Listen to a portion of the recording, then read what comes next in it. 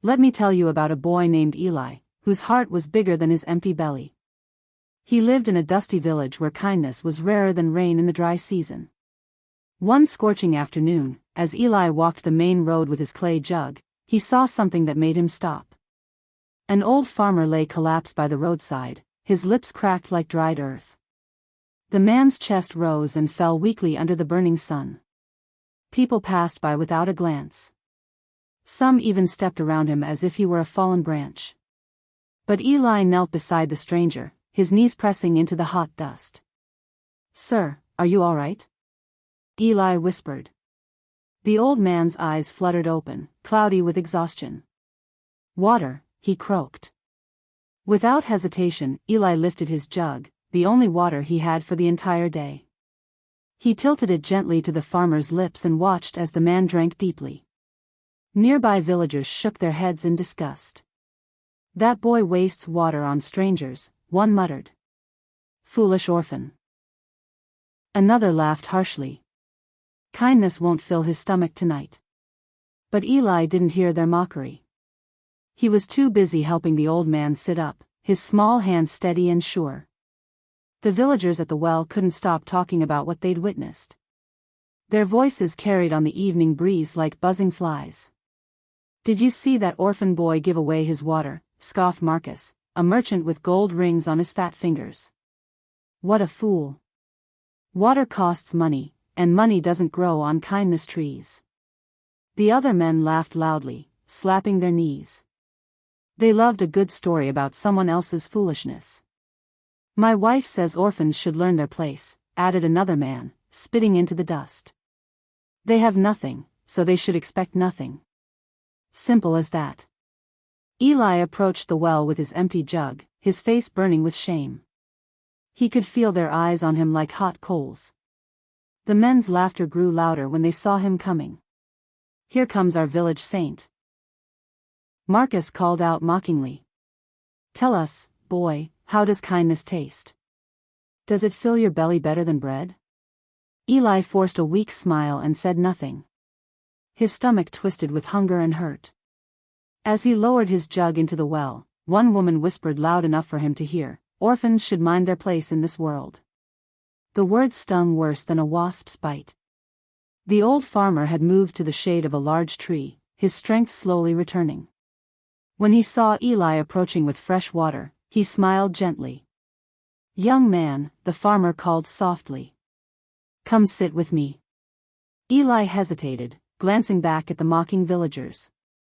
But something in the old man's voice drew him forward. He sat cross-legged in the dusty shade. "Why did you give me your water?" the farmer asked, his weathered hands folded in his lap. "You clearly need it for yourself." Eli looked down at his worn sandals. "My parents taught me to be kind before they died of fever 3 winters ago. They said every person deserves help when they're suffering." His voice grew quieter. "It's all I have left of them, really. Their lessons." The farmer nodded slowly, as if storing away each word like precious seeds. His eyes held a strange depth, like looking into a deep well. "Your parents were wise," he said finally. "Remember this, child, one day, kindness will be heavier than gold." Eli frowned, not understanding. Gold was solid, real. Kindness was just feeling. But the farmer's words carried weight, like a promise wrapped in mystery. The old man's eyes twinkled with secrets Eli couldn't read. That night, Eli's stomach growled like an angry dog. He sat on his thin sleeping mat, holding a crust of bread, his only meal. The bread was hard enough to break teeth, but it was all he had. Through his cracked window, he could hear the village families enjoying their evening meals. The sounds drifted to him like cruel music. Clinking bowls, satisfied sighs, children laughing over full plates. His neighbors, the baker and his wife, were particularly loud tonight. "Pass the meat stew, woman," the baker shouted cheerfully. "And more of that fresh bread." Eli's mouth watered painfully. He closed his eyes and remembered the farmer's strange words, "Kindness will be heavier than gold." What did that even mean? Gold could buy bread, meat, a proper roof. What could kindness buy? Nothing, it seemed. Just empty stomachs and mockery. He bit into his stale crust, chewing slowly to make it last. Outside, a dog barked at something in the darkness. The sound seemed to echo his own loneliness. Maybe the villagers were right. Maybe kindness was just foolishness wearing fancy clothes. But even as doubt crept in like cold night air, Eli couldn't bring himself to regret helping the old farmer. Some things mattered more than a full belly. Dawn broke gray and tired over the village. Eli woke with his stomach still gnawing at itself, but he had work to do. The market wouldn't run itself, and merchants needed boys to carry their heavy sacks. At the market entrance, he spotted a small brown puppy limping between the stalls. Its fur was matted with dirt, and one paw was clearly hurt. The little creature whimpered softly, searching for scraps that weren't there. Eli's heart clenched. He had earned only 1 copper coin from carrying grain sacks, barely enough for a small loaf of bread. But watching the puppy's desperate search, he made his choice. "Butcher," he called to the meat seller. "What will you give me for this coin?" The butcher looked at Eli's thin frame and shook his head. "Boy, you need food more than that mangy dog. Don't waste money on strays." But Eli pushed his coin across the wooden counter. "Please. Just some scraps." With a disgusted sigh, the butcher tossed him a handful of meat scraps. Eli knelt beside the puppy, offering the food gently. The little dog's tail wagged weakly as it ate. "You're softer than fresh butter," the butcher muttered, but his voice held a hint of something that might have been respect. As Eli sat stroking the puppy's matted fur, a shadow fell across them. He looked up to see the same old farmer from yesterday, still dressed in his tattered clothes but watching with keen interest. "I see you found a friend," the farmer said softly, his eyes crinkling at the corners. Eli nodded, feeling slightly embarrassed. "She was hungry and hurt. I couldn't just walk away." The farmer crouched down slowly, his joints creaking like old wood. He studied Eli's face carefully, as if reading a book written in a foreign language. "Tell me, young man, why do you care for creatures that cannot repay you?" Eli considered the question seriously. "Every living thing deserves a little kindness, don't you think?" The puppy didn't choose to be alone and hungry. Neither did I, for that matter. A smile spread across the farmer's weathered face, but it wasn't an ordinary smile. It held secrets and satisfaction, like someone who had just solved a difficult puzzle. "Interesting," the farmer murmured. He straightened up and looked around the busy market. "Very interesting indeed." Then, just as mysteriously as he had appeared, the old farmer melted back into the crowd. Eli blinked, but the man was gone, leaving only questions and the lingering scent of something that smelled oddly like expensive soap. Word travels fast in small villages, especially gossip about strange visitors. By evening, the whole village buzzed with whispered conversations about the mysterious old farmer. "I'm telling you, something's not right about that man," said Elena, the village seamstress, as she swept her front step. "He appears, he disappears, he asks too many questions." Her neighbor nodded vigorously. "My husband saw him watching that orphan boy again today." What kind of farmer has time to follow children around? It's suspicious. At the well, more voices joined the chorus of concern. "Strangers mean trouble," declared the village blacksmith. "Maybe he's a thief, studying who has what to steal." "Or worse," added the potter, lowering his voice dramatically. "Maybe he's one of those men who steal children for dark purposes." When these warnings reached Eli, he felt a chill run down his spine. The farmer had seemed harmless, even kind. But what did Eli really know about him?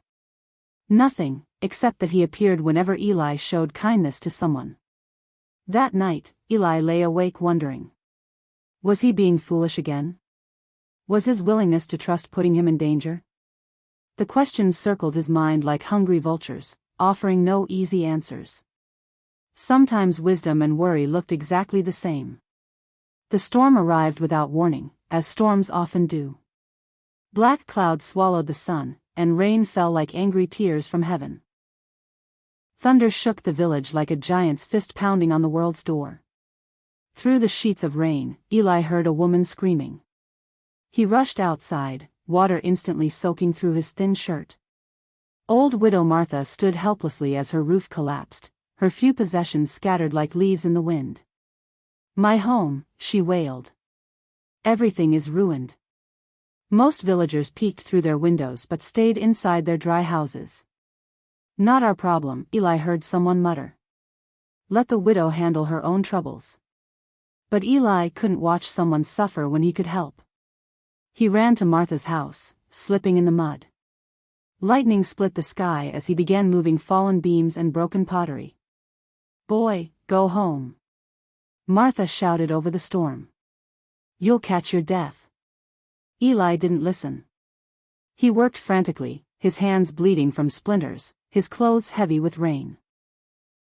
As another lightning flash illuminated the chaos, he glimpsed a familiar figure standing motionless among the trees. The old farmer watched silently, rain streaming down his face. But unlike everyone else, he didn't look concerned about the storm. He looked satisfied. Then darkness swallowed him again, leaving Eli wondering if he had imagined it all. Morning came quietly, as if apologizing for the storm's violence. Eli woke stiff and sore from helping widow Martha, but he felt strangely peaceful. Outside, the village sparkled clean under fresh sunlight. But when he looked for the old farmer, the man was nowhere to be found. "Excuse me," Eli asked the bread seller, "have you seen the old farmer? The one with the worn clothes?" The woman frowned. "What farmer, boy? I haven't seen any stranger around here." Eli tried the blacksmith, then the potter, then everyone he could find. Their answers were all the same: no farmer, no stranger, no old man matching that description. "You must have dreamed him up," laughed Marcus, the merchant. "Poor orphans sometimes see things that aren't there. Hunger makes the mind play tricks." But Eli knew what he had seen. The farmer had been real, his voice, his questions, his strange words about kindness being heavier than gold. Real people didn't just vanish like morning mist. Standing alone in the market square, Eli felt a chill that had nothing to do with the weather. If the farmer wasn't real, then what did that make Eli? Crazy? Desperate? A boy so lonely he invented friends?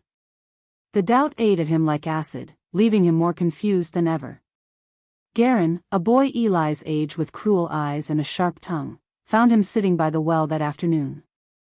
Garen's father was the richest merchant in town, which meant Garen thought he owned everything, including the right to make others miserable. Well, Garen sneered, his hands on his hips. "I heard about your imaginary friend, Eli. The mysterious farmer who vanished into thin air." Other children gathered around, sensing entertainment. Nothing amused them more than watching someone else get humiliated. "He wasn't imaginary," Eli said quietly, but his voice lacked conviction. Garen laughed loudly. "Of course not. And I suppose this magical farmer rewarded your precious kindness with gold and jewels? Oh wait, you're still poor, still hungry, still wearing rags." The other children giggled. Eli's face burned with shame. "Your kindness got you nothing but an empty stomach and crazy dreams," Garen continued mercilessly. "At least now everyone knows what orphan charity really leads to: madness." Eli wanted to argue, to defend himself, but doubt had already planted its poison seeds in his heart. What if Garen was right? What if kindness really was just foolishness dressed up in pretty words? He walked away from their laughter, but their voices followed him like stinging wasps. 3 days later, the sound of hoofbeats thundered into the village like rolling drums. Everyone dropped what they were doing to stare as a rider in royal blue approached the market square. The rider wore fine clothes that sparkled with silver thread, and his horse was the most beautiful creature anyone had ever seen, white as fresh snow with a mane that flowed like silk in the wind. He unrolled a scroll with an official-looking seal and called in a voice that carried across the entire village, "I seek one called Eli, orphan of this village." Shocked silence followed his words. Eli felt his legs turn to water. Why would anyone important know his name? What had he done wrong? The villagers turned to stare at him with wide eyes and open mouths. Marcus the merchant looked like he had swallowed a frog. Even Garin stood speechless for once in his life. "You are Eli?" the rider asked, looking at the boy's ragged clothes with surprise. "Yes, sir," Eli whispered, his voice barely audible. The rider's stern expression softened slightly. "You are summoned to appear before His Majesty the King in 3 days' time. Prepare yourself for travel." Then he rode away, leaving behind a village full of people who suddenly looked at the orphan boy very differently. The village erupted into chaos after the rider left. Everyone had an opinion about why Eli had been summoned, and none of them were particularly encouraging. "He's in terrible trouble," whispered the baker's wife. "Kings don't call peasants to chat over tea." "Maybe he stole something," suggested another woman. "Poor boys sometimes turn to thievery when they're desperate." But others disagreed.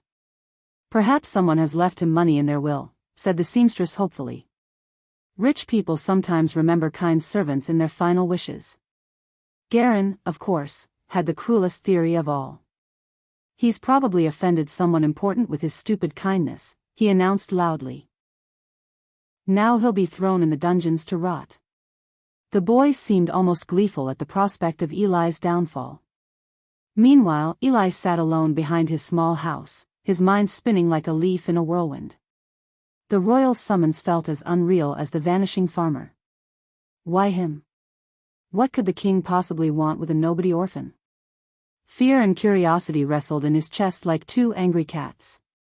Part of him wanted to run away and hide. But another part, the part that remembered his parents' lessons about facing life with courage, whispered that he had to go. Whatever waited for him, he would meet it head-on. The night before his departure, Eli couldn't sleep. He sat on his doorstep, looking up at the stars that seemed unusually bright, as if they were trying to tell him something important. In his lap sat the little puppy he had rescued, now healthy and devoted to him completely. The dog sensed his worry and pressed closer, offering comfort in the way that only loyal animals can. "What should I do, little one?" Eli whispered, scratching behind the puppy's ears. "Should I stay here where it's safe, even if I'm poor and mocked? Or should I walk into the unknown and risk everything?" The puppy just wagged her tail and licked his hand. Eli thought about the farmer's mysterious words, "Kindness will be heavier than gold." Maybe this was what he had meant. Maybe kindness led to strange adventures that scared and thrilled at the same time. As the hours passed, Eli made his decision. He would go to the king, not because he wasn't afraid, but because staying afraid was worse than facing the truth. His parents had taught him to be brave and kind. Now it was time to see where those lessons would lead him. He packed his few belongings in a cloth bundle, his clay jug, a spare shirt, and the last piece of bread he owned. It wasn't much, but it was everything he had. Dawn painted the sky soft pink as Eli prepared to leave the only home he had ever known. The puppy sat at his feet, tail wagging hopefully, clearly expecting to come along. "You want to join me, little friend?" Eli asked with a sad smile. "It might be dangerous." But the puppy just barked once, as if to say, "Where you go, I go." The villagers gathered to watch him leave, their faces showing mixtures of curiosity, pity, and secret relief that someone else was facing the unknown instead of them. "Good luck, boy," called Widow Martha, the woman he had helped during the storm. Her voice was kind, and it gave Eli courage. But other voices were less encouraging. "Don't come crying back when the king throws you in prison," Garin shouted meanly. "Orphans who reach too high usually fall hard," added his father. Eli shouldered his small bundle and looked back at the village one last time. Despite their cruelty, these people had been his world. Now he was walking away from everything familiar into a future that could hold anything, wonderful or terrible. The puppy trotted beside him, and together they stepped onto the long road that led toward the royal city and whatever destiny awaited them there. The journey was harder than Eli had imagined. The sun beat down mercilessly, turning the dusty road into an oven that baked everything in sight. His water ran low by midday, and his feet ached in their worn sandals. But the puppy suffered more. Her small paws weren't made for long distances on hot stone, and soon she was limping again, her pink tongue hanging out desperately. By afternoon, a merchant's wagon approached. The driver, seeing Eli's obvious thirst, pulled his horses to a stop. "Boy, you look half dead," the merchant called. "I'll share my water with you, but only if you leave that mutt behind. I won't waste resources on useless animals." Eli looked at the puppy, who gazed back with trusting brown eyes. The water in the merchant's wagon sparkled like liquid jewels, promising relief from the burning thirst that made his head spin. "Thank you, sir, but no," Eli said quietly. "She's not useless to me." The merchant shrugged. "Your funeral, boy. Pride goes before a fall." As the wagon rolled away, leaving them alone on the empty road, Eli wondered if he had made a terrible mistake. But when the puppy licked his hand gratefully, he knew he had chosen correctly. Some things were worth more than comfort. Night fell like a heavy blanket, bringing blessed coolness but also new fears. Eli and the puppy curled together under a gnarled tree, sharing warmth and what little food remained. In the darkness, doubts crept in like hungry wolves. What if this whole journey was a mistake? What if the king was angry with him for some unknown reason? What if he never saw his village again? Maybe Garen was right, he whispered to the puppy. Maybe I'm just a foolish orphan who doesn't know his place in the world. The little dog whimpered softly and pressed closer, as if trying to comfort him. Above them, stars twinkled like scattered diamonds on black cloth. Eli remembered how his parents used to point out constellations and tell him stories about brave heroes who overcame impossible odds. "They always said I was meant for something special," he told the puppy. "But what if they were wrong? What if kindness really is just foolishness, and I'm walking toward my doom?" The night wind rustled through the leaves, sounding almost like his mother's gentle voice whispering, "Be brave, my son. Be kind. The rest will follow." Whether it was memory or imagination, the words gave him strength to face whatever tomorrow might bring. On the third day, after what felt like a lifetime of walking, Eli saw something that made him stop and stare in wonder. Rising from the horizon like a dream made of stone and gold was the royal city. Massive walls surrounded towers that seemed to touch the clouds. Banners fluttered in the breeze like colorful birds, and the main gates were carved with intricate designs that must have taken master craftsmen years to complete. But when Eli approached those magnificent gates, still dusty and tired from his journey, the guards looked at him like he was something unpleasant stuck to their boots. "Move along, beggar boy," sneered the captain of the guard. "This is no place for street rats." "But sir, I was summoned by the king himself," Eli said, pulling out the royal message. The guards laughed until they saw the official seal. Then their laughter died abruptly, and they exchanged nervous glances. This appears genuine," one muttered, examining the parchment carefully. "Impossible," said another. Why would His Majesty summon a ragged orphan? But orders were orders, even when they made no sense. Reluctantly, they opened the gates and allowed Eli to enter the most beautiful place he had ever seen. Inside the royal city, Eli felt smaller than a mouse in a cathedral. Everything sparkled with wealth and beauty beyond imagination. Marble streets gleamed white as fresh snow, fountains sang with crystal-clear water, and gardens bloomed with flowers in colors he had never seen. Palace guards in pristine uniforms escorted him through courtyards that seemed designed by angels. Other visitors, nobles in silk and velvet, stared at his poor clothes with obvious disgust. "Why is that filthy child here?" one duchess whispered loudly. "Someone should remove him before he embarrasses us all." "Perhaps he's a servant," suggested another noble. "Though he's far too dirty for royal service." Their comments stung, but Eli kept walking. The puppy stayed close to his heels, equally overwhelmed by the grandeur surrounding them. Finally, they reached the throne room, a hall so magnificent it took Eli's breath away. Tall columns stretched toward a ceiling painted with scenes of heaven, and windows cast rainbows across the polished floor. At the far end, on a throne that seemed carved from a single enormous jewel, sat a figure in royal robes. But the distance was too great to make out his face clearly. "Approach," commanded a royal herald. On trembling legs, Eli began the long walk toward his destiny. Each step echoed in the vast throne room like thunder. Nobles lined both sides of the hall, their jeweled clothes glittering in the colored light from the stained glass windows. All eyes followed Eli's progress with curiosity and disdain. As he drew closer to the throne, the king's face became clearer. First his general build, then his posture, then his features, and finally, Eli stopped breathing.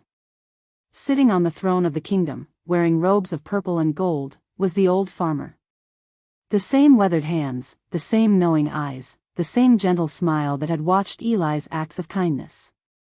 "Your Majesty." Eli gasped, falling to his knees so hard it hurt. The king, for that's who he truly was, rose from his throne with fluid grace. His voice carried across the silent hall, strong and clear. "Rise, young Eli. Let all present hear the truth of why this boy stands before us." Murmurs rippled through the crowd of nobles like wind through wheat. Some looked confused, others skeptical, a few openly hostile.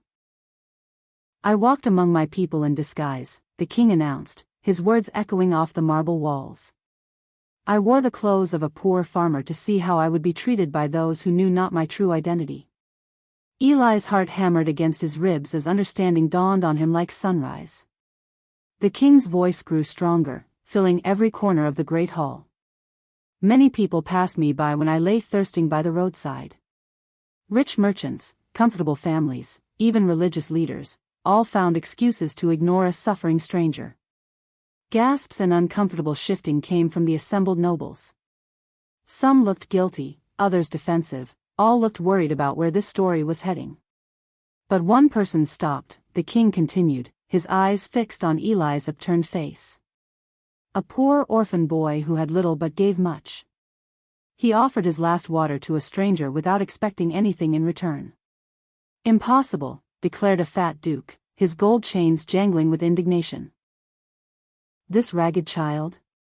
Your Majesty must be mistaken." The king's expression hardened like iron. "You doubt my word?" "And no, Your Majesty," the duke stammered, suddenly pale. "But surely this boy seeks to deceive you for personal gain?" "Then let me describe what only someone present could know," the king said coldly. He recounted every detail: the puppy Eli fed despite his own hunger, the widow's roof he helped repair in the storm, the gentle way he spoke to suffering creatures. With each detail, the nobles grew quieter and more amazed. Here was proof beyond doubt that their king spoke the truth. The throne room fell silent as a tomb as the king's words settled over the crowd like morning mist. "For your kindness, Eli of the village, I grant you lands, education, and guardianship within the royal household," the king declared. "You shall want for nothing, and your future shall be bright as the sun." Eli felt tears streaming down his dusty cheeks. It seemed impossible, a dream too wonderful to be real. From orphan to royal ward in the space of a heartbeat? It was the stuff of fairy tales, not real life. But even as joy filled his heart, his first thought wasn't of his own good fortune.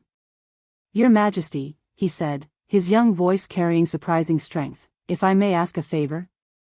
The king raised an eyebrow. "Speak, child." "My village is poor and struggling. If you find me worthy of reward, might some of your generosity reach them as well? They need help more than I need riches."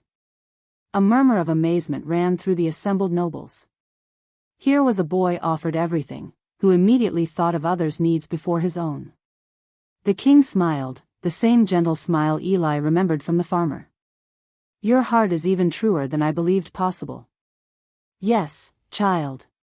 Your village shall know prosperity." The puppy, forgotten in all the excitement, barked once with joy, as if she understood that their long journey had led to something wonderful. The return to Eli's village was unlike anything the little community had ever witnessed. Royal guards in gleaming armor rode ahead, followed by the king's own carriage, and finally Eli himself, no longer in rags but dressed in fine clothes that marked him as a ward of the crown. The entire village gathered in stunned silence as the procession entered their humble settlement. Garen's mouth hung open like a broken gate. Marcus the merchant looked like he had swallowed his own gold rings. Is that really Eli?" whispered the baker's wife. "It can't be," said someone else. "That's a young lord." But when Eli stepped down from the royal carriage, still holding the same puppy who had shared his journey, there was no doubt.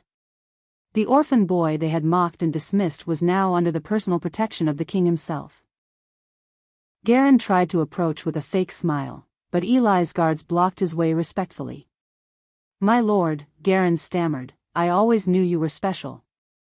We've been such good friends, haven't we?"